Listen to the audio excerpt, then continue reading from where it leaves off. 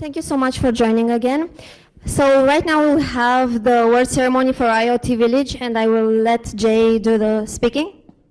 Yes, I speak. Hello, everybody. Yes. It's nice to see so many people in one room. So nice. It's awesome. So nice grouping over here. Very nice. Okay, so the IoT Village was, I'm not going to lie to you, much better than we expected. So next year, we're going to come with a lot more devices and a lot more room. Most of the time, the space was filled 100%, and that's awesome. There were some cases, some moments, like 12 o'clock or midnight, where it was filled just one seat, and that was poor Bogdan. Other than that, people tried. The big spider, the biggest prize of them all, was the first one to get hacked in 15 minutes. And then the Chinese doorbell.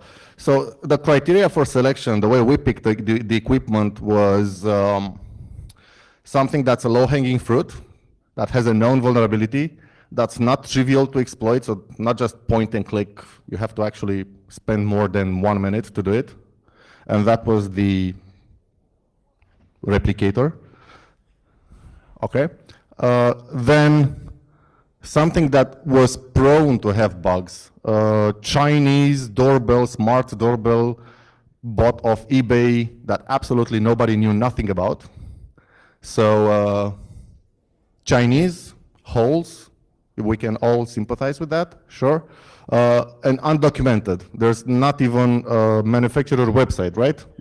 Couldn't find any kind of reference whatsoever. So this was hacked in like 4 hours, 3 hours, something like that. And then there's the Nest Cam. Actually, the next one is the MikroTik router. And we patched it, so it's fully updated. And that was supposed to be a challenge for everyone to actually come with a zero-day exploit or some sort of vulnerability that was not found or disclosed or was not trivial to find. And that's still being worked on, because you can see it's not here on the stage with me. And a Nest Cam, which is still broadcasting freely, and nobody managed to hack it yet. So the CTF guys, if you want, they're still up until, I don't know, 5 o'clock. So when the DefCamp closes, then we're going to take whatever's left with us home. But if you can find something in either the MikroTik or the Nest Cam, then they're still up for grabs. Now, it is my great pleasure to invite the team and guy that won the two equipment. So Adi, Alex, and Mircea.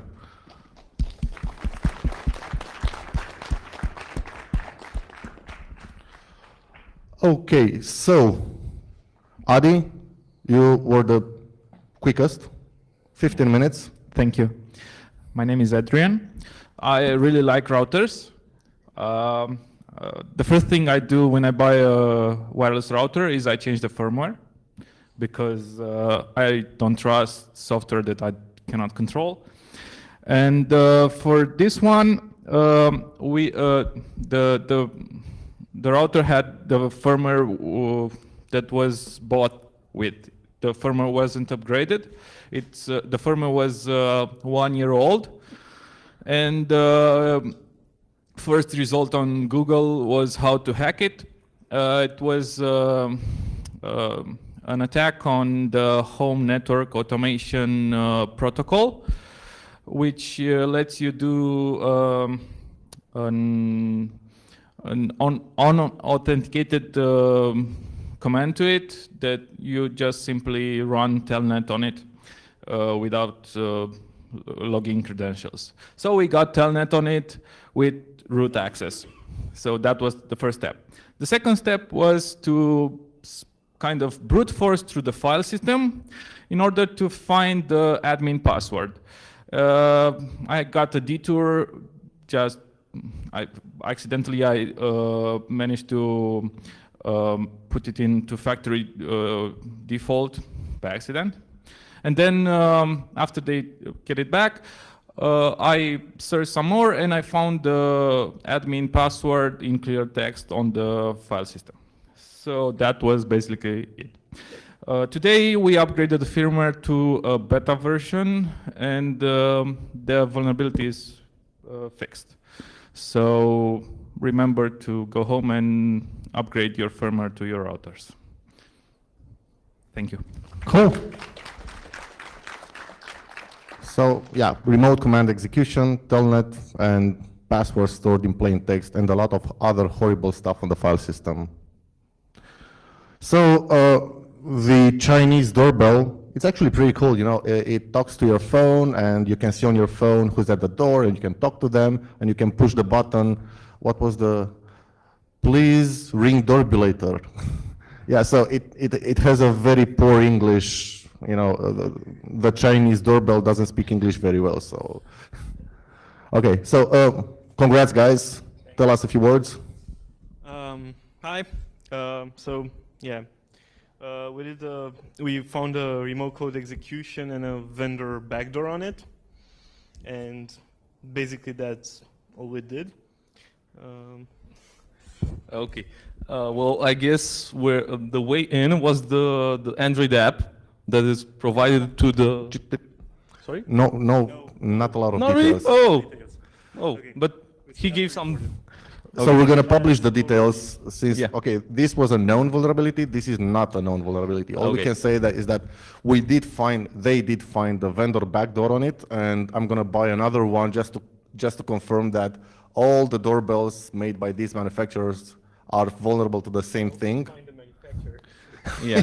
I need to find the manufacturer in order to do responsible disclosure. And you guys did, let me put it like this, you guys did blind remote Yeah. command execution, right? It was actually pretty trivial. Okay, so it was a matter of finding the right Command. Yeah. the right command, yeah. Okay, I think that's it. If anybody has any questions, feel free to ask. Otherwise, the devices are still up for grabs. So the MikroTik is still there, and the Nest Cam is still there in broadcasting. And we've made the passwords available, so you have access to the MikroTik admin interface, and you have access to the Nest Cam account. So good luck if you feel up to it. Okay, questions? No? Yes? Then thank you all.